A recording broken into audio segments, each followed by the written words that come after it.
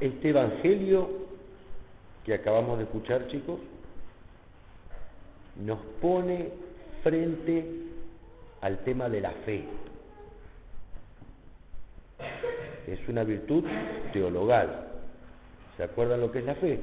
Es una virtud que Dios infunde en el alma, precisamente en el momento del bautismo, hoy que vamos a hacer un bautismo acá. Esa virtud que Dios infunde en el alma es como una luz, para que nosotros podamos ver con los ojos del alma lo que no podemos ver con los ojos del cuerpo. Por ejemplo, en la misa, cuando estamos frente a la Eucaristía, en la consagración, que el sacerdote levanta la hostia consagrada y nosotros decimos, Señor mío y Dios mío. Eso que está levantando el sacerdote con sus manos, ¿qué es? A ver. Muy bien, es Jesucristo, muy bien. Ahora yo les pregunto, ¿ustedes ven allí los ojos, la nariz, los bigotes y la barba, el pelo de Jesús? ¿Lo ven así? ¿Y qué es lo que ven ustedes? ¿Qué? ¿Cómo? Muy bien, muy bien. Vemos pan. Con los ojos del cuerpo vemos pan. Y nosotros no nos arrodillamos y decimos, Señor mío y Dios mío, no decimos pan mío. Señor mío es Dios. Los ojos del cuerpo ven una cosa, pero los ojos del alma, iluminados por la fe, ven otra cosa. Eso es la fe, eso es la fe. Es la luz de Dios en el alma para que podamos ver y creer todas esas cosas que Dios nos ha enseñado. Y por eso este evangelio, digo, es el evangelio de la fe, o uno de los tantos evangelios que nos ponen frente al tema de la fe. Nos cuenta uno de los tantos milagros que hizo Jesús. Se trata de la curación de un hombre enfermo, de un sordomudo, o mejor dicho, no precisamente sordomudo, sino el texto griego del evangelio dice un sordo tartamudo, un hombre que no oía, no escuchaba y hablaba más trabado que emitía sonido. No podía ni hablar. Y se lo traen a Jesús para que Jesús lo cure. ¿Y sabes lo que llama la atención acá en el Evangelio de esta curación? Jesús lo cura. Le cura los oídos y empieza a escucharlo más bien. Le cura esa lengua trabada, se la destraba y empieza a hablarlo más bien. Pero lo que llama la atención es que Jesús no solamente usó su palabra, le dijo a los oídos, efetá, ábrete, y los oídos se abrieron. Pero no solo que usó su palabra, esa palabra de Cristo que es omnipotente, esa palabra de Cristo que le dice al mar en la tempestad, cálmate, y el mar se calma.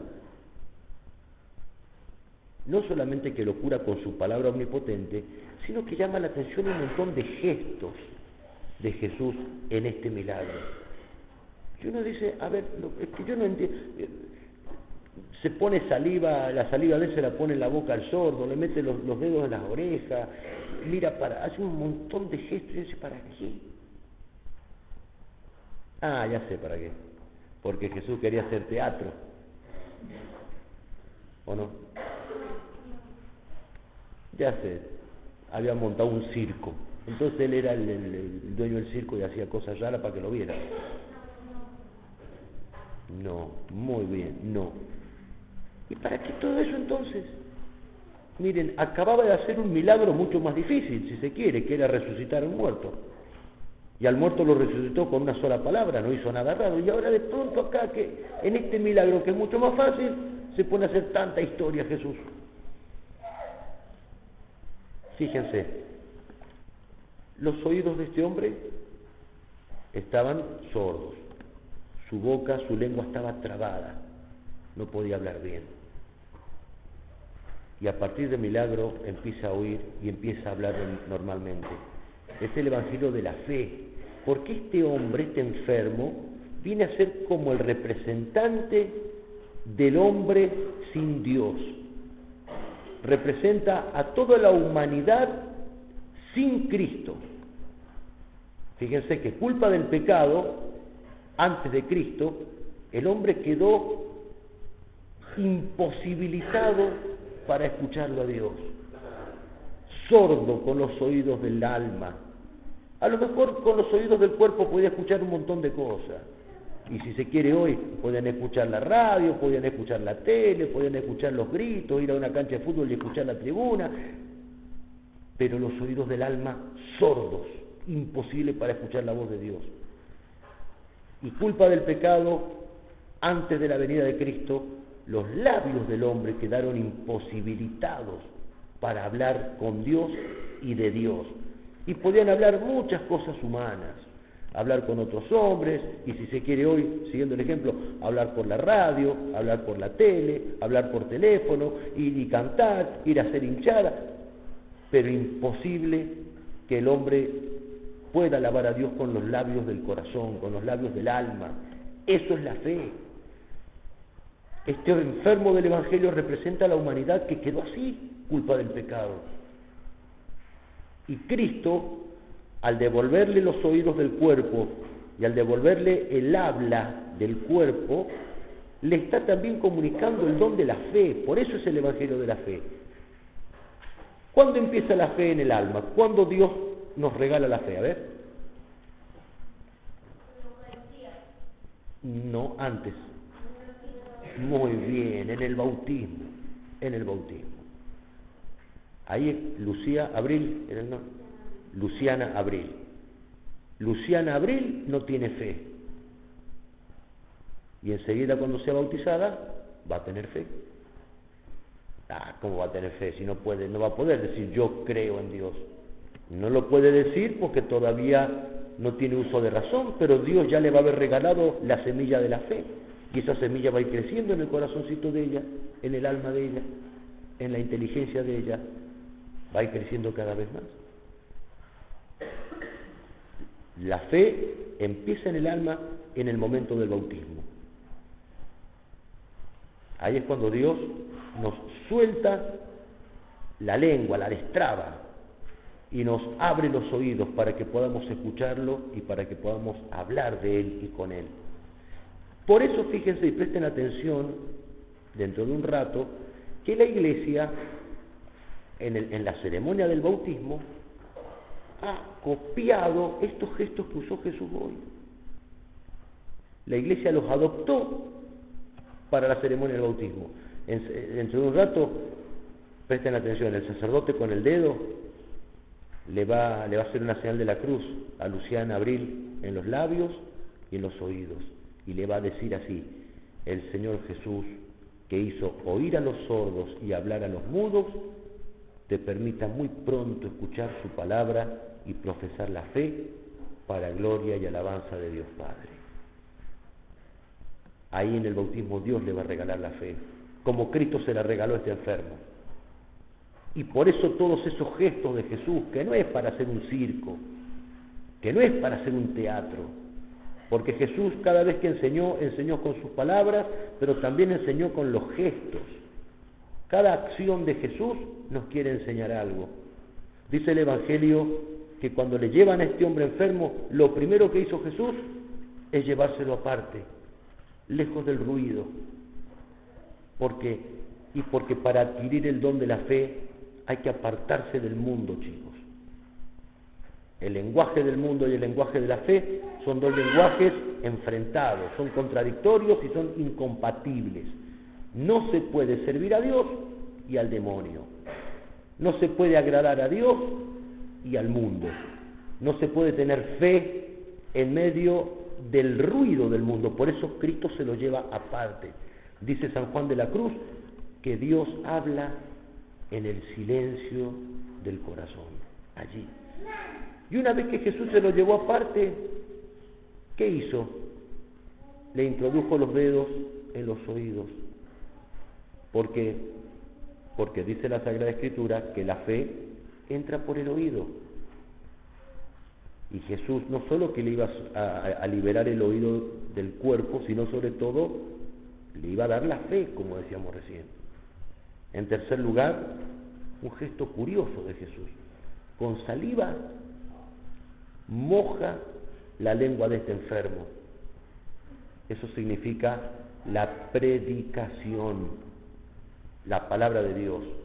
La palabra de Dios en boca del hombre, que es el origen de la fe. Porque ¿cómo vamos a tener fe? Si la fe entra por el oído. ¿Cómo vamos a tener fe si nunca lo hemos escuchado?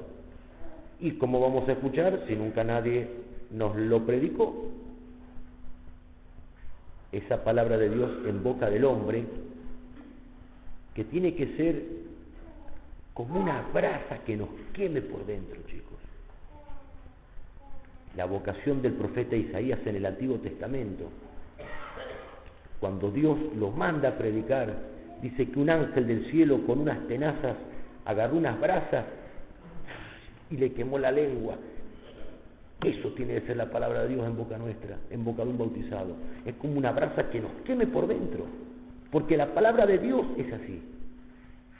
En el Evangelio aparece un momento cuando Jesús está predicando a los discípulos de Emaús, y mientras Jesús les está hablando, esa palabra de Cristo es como un fuego que les está prendiendo el corazón a estos dos discípulos, porque ellos después dicen: ¿acaso no ardían nuestros corazones cuando nos hablaba en el camino?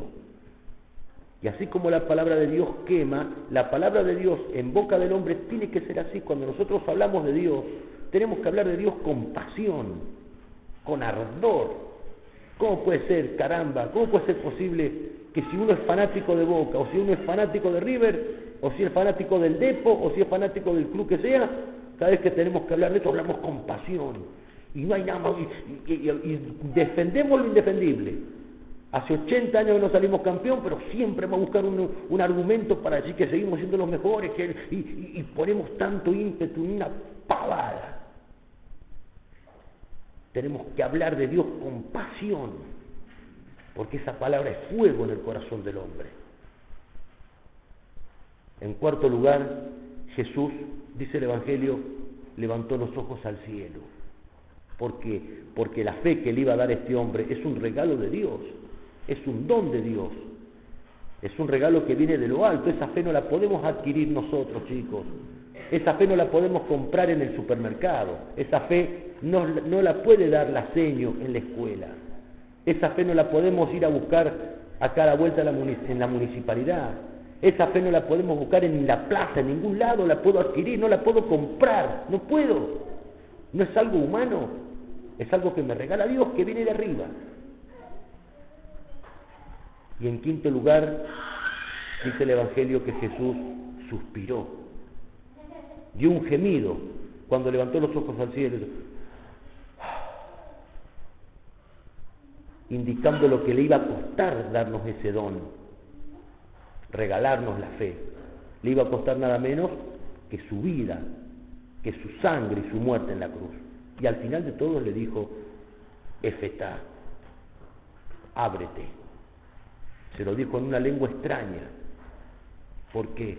Porque la fe es para nosotros como una lengua extraña, chicos. La razón, la cabecita, la inteligencia es como nuestra lengua natal.